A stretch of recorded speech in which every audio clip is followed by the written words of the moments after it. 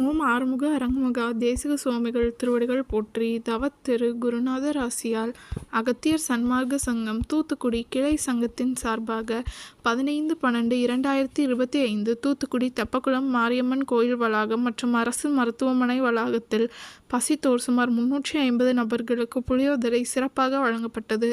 வழங்கியவர்கள் Alagappa university தூத்துக்குடியின் coordinator திரு கதிரேச பாண்டியன் மற்றும் திரு பழவேசம் SPIC retired மற்றும் Prabin transport owner திரு பிரேம்நாத்.